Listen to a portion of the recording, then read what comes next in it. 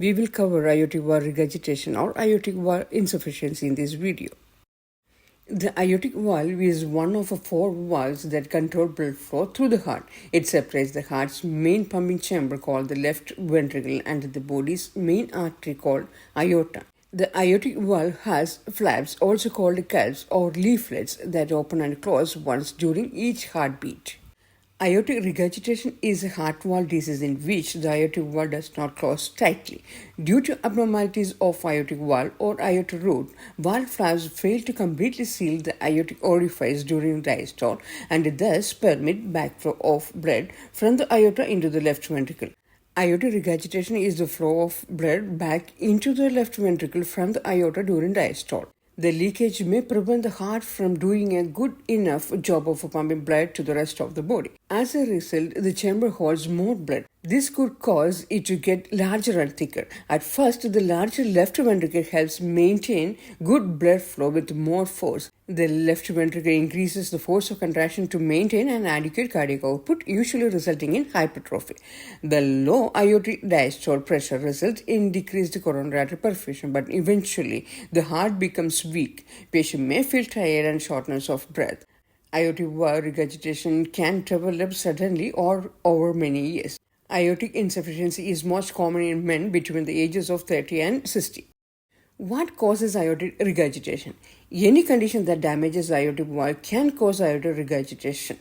Causes may include heart valve disease present at birth, that is congenital abnormalities. Some people are born with an aortic valve that has only two cusps called a bicuspid valve. Others are born with two connected cusps rather than the typical three separated valve. Sometimes the valve may have only one cusp called a unicuspid valve.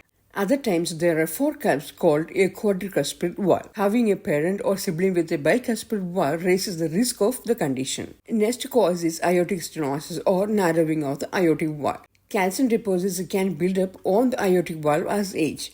The buildup causes the aortic valve to stiffen and it become narrow. It prevents the valve from opening properly. Aortic stenosis also may prevent the valve from closing properly. Next cause is inflammation of the inner lining of the heart's chambers and walls. This life-threatening condition also is called endocarditis. It is usually caused by an infection. It can damage the aortic valve. It may be caused by inflammatory lesions that deform the leaflets of the aortic valve, preventing them from completely closing the aortic valve orifice. Next cause is rheumatic fever. Rheumatic fever can cause the aortic valve to become stiff and narrow, in turn causing blood to leak. If patient has an irregular heart valve due to rheumatic fever, it is called rheumatic heart disease. Next cause is tear or injury of the body's main artery. The body's main artery is the aorta. A traumatic chest injury may damage the aorta and cause aortic valve regurgitation. So might tear in the inner layer of the aorta called an aortic dissection. Other rare conditions can cause the aorta to get bigger and damage the aortic valve. These include a connective tissue disease called Marfan syndrome. Some immune system conditions such as systemic lupus erythematosus also can lead to aortic valve regurgitation, and also high blood pressure, Reiter syndrome, also known as reactive arthritis, valve decline due to aging, thoracic aortic aneurysm, aortic root dilation, Ehlers-Danlos syndrome. These conditions can cause aortic regurgitation. Diseases such as syphilitic disease, rheumatoid spondylitis, dissecting aneurysms can cause dilation or tearing of the ascending aorta or deterioration of an aortic valve replacement. Now we will see the pathophysiology of aortic insufficiency. In acute aortic insufficiency, the retrograde backflow of blood results in a quick rise in the left ventricular end diastolic volume. Aortic regurgitation is the flow of blood back into the left ventricle from the aorta during diastole. Any condition that prevents the aortic valve from closing completely can cause this problem. Valve flaps fail to completely seal the aortic orifice during diastole and thus permit backflow of blood from the aorta into the left ventricle. When the valve does not close all the way, some blood comes back each time the heart beats. As a result, the chamber holds more blood. When a large amount of blood comes back, the heart must work harder to force out enough blood to meet the body's needs. The acute increase in preload and afterload does not allow the time for the left ventricle to adjust to the rapid increase in volume during diastole, and this also results in a sharp rise in left ventricular diastolic pressure. When the left ventricular diastolic pressure rises above the level of left atrial pressure, premature mitral valve closure and mitral regurgitation can be seen. Additionally, there will be increased left atrial pressure and pulmonary capillary wedge pressure that cause pulmonary edema. Compensated tachycardia may occur to stop the decline in stroke volume and hypertrophy with increased wall thickness. In chronic aortic insufficiency, the left ventricle compensates for the diastolic regurgitation of the blood from the aorta into the left ventricle by remodeling of the left ventricle via eccentric hypertrophy of the cardiomyocytes and left ventricular dilation to allow for an increase in left ventricular stroke volume and a lesser increase in wall thicknesses than that which would be seen in acute aortic insufficiency. In chronic aortic insufficiency, at first, the larger left ventricle helps maintain good blood flow with more force. The left ventricle of the heart widens and the heart beats very strongly. The left ventricle increases the force of contraction to maintain an adequate cardiac output. Over time, the heart becomes less able to supply enough blood to the body. In aortic regurgitation, blood from the aorta returns to the left ventricle during diastole in addition to the blood normally delivered by the left atrium. Because of the increased volume of blood, the left ventricles dilate trying to accommodate the increased volume of blood. It also hypertrophies, trying to increase muscle strength to expel more blood with the above normal force, raising systolic blood pressure. Now, the arteries attempt to compensate for the higher pressures by reflex vasodilation. The peripheral arterioles relax, reducing peripheral resistance and diastolic blood pressure. This could cause it to get larger and thicker, usually resulting in hypertrophy. However, the left end diastolic volume and left ventricular pressure rise to a high degree such that the muscle fibers can become maximally stretched, left ventricular remodeling and compensation mechanisms fail. These changes can cause interstitial fibrosis and a drop in left ventricular compliance. The low aortic diastolic pressure results in decreased coronary artery perfusion. Eventually, the heart becomes weak, patient may feel tired and short of breath. Most often, aortic valve regurgitation develops over time, but sometimes aortic valve regurgitation occurs suddenly. Usually, this is due to an infection of the valve. Patient may have no symptoms for years. Symptoms may come on slowly or suddenly.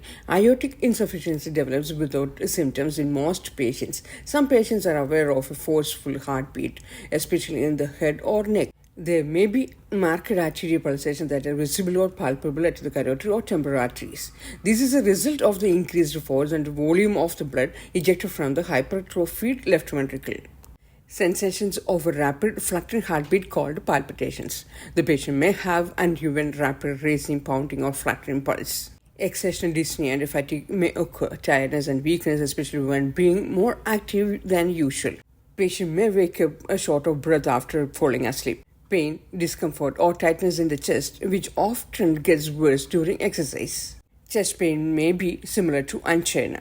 Patient may have lightheadedness or fainting, swelling of the feet, legs or abdomen. A diastolic murmur is heard as a high-pitched blowing sound at the third or fourth intercostal space at the left sternal border. The pulse pressure, that is difference between systolic and diastolic pressure, is considerably widened in patients with aortic regurgitation. One characteristic sign of the disease is the water hammer pulse, in which the pulse strikes the palpitating finger with a quick, sharp stroke and then suddenly collapses. Patient may have hard pulses in the arms and legs. Patient's diastolic blood pressure may be low. Patient may have signs of fluid in the lung. Progressive signs and symptoms of left ventricular failure include breathing difficulties such as orthopnea, paroxysmal and nocturnal dyspnea, especially at night, may be present. How to find out aortic regurgitation? Tests may be done to check the heart health and learn the cause of aortic valve regurgitation. First test is echocardiogram. This test shows how blood flows through the heart and heart valves. It can show the aortic valve and the aorta.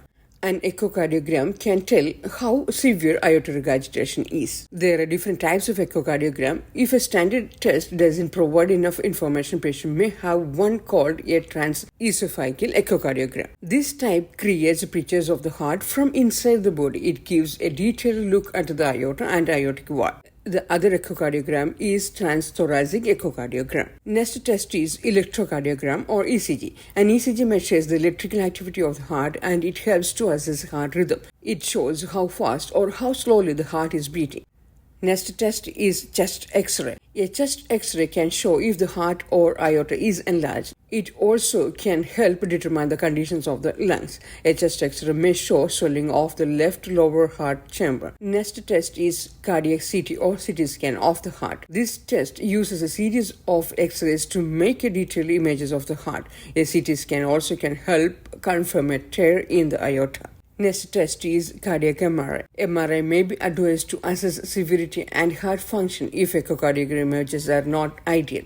This test uses a magnetic field and radio waves to make detailed pictures of the heart, including the aorta and aortic valve. MRI can also be used to assess the tearing of the aorta. Next test is exercise test or stress test. Stress testing may be advised to assess how well the heart works under physical stress. These tests often involve walking on a treadmill or riding a stationary bike while the heart is checked. Exercise tests show how the heart reacts to physical activity. Next test is cardiac catheterization or aortography or coronary angiography. It is maybe advised before aortic valve surgery or when initial testing provides unreliable data. Cardiac catheterization may be done if other tests aren't able to diagnose the condition or determine how serious it is. Cardiac catheterization may be done before valve replacement surgery to check for blockage.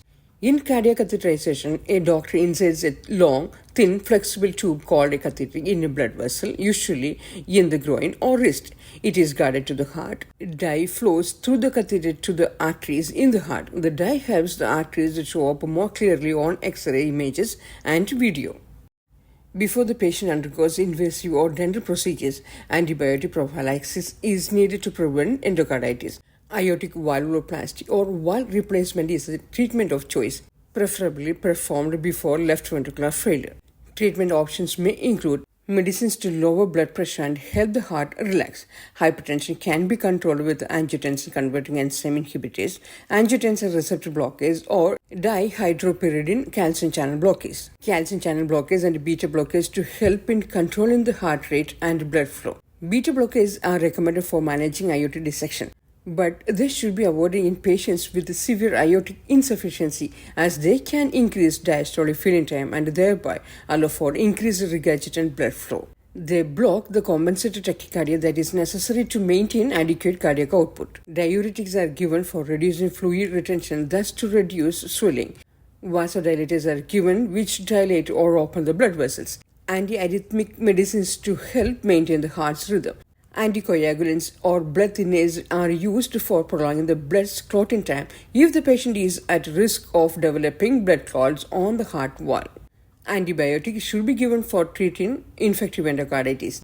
Patients with acute aortic insufficiency due to infective endocarditis, aortic dissection, or trauma with hemodynamic instability require urgent surgical intervention. Surgery for aortic valve regurgitation include aortic valve repair. To repair an aortic valve, surgeons may separate valve flaps, also called cusps, that have connected. They might reshape or remove excess valve tissue so that the cusp can close tightly, or they might patch holes in a valve. A catheter procedure may be done to place a plug or device in a leaking replacement aortic valve. Next procedure is aortic valve replacement. The surgeon removes the damaged valve and replaces it. The replacement might be a mechanical valve or a biological tissue valve. The biological tissue valve is made from cow, pig, or human heart tissue. Sometimes surgeons can do minimally invasive heart surgery to replace the aortic valve. This procedure is called transcatheter aortic valve replacement. It uses smaller incisions than those used in open heart surgery. Sometimes the aortic valve is replaced with patient's own lung valve, also called the pulmonary valve. The pulmonary valve is replaced with biological lung tissue valve from a deceased donor. This complicated surgery is called the Ross procedure.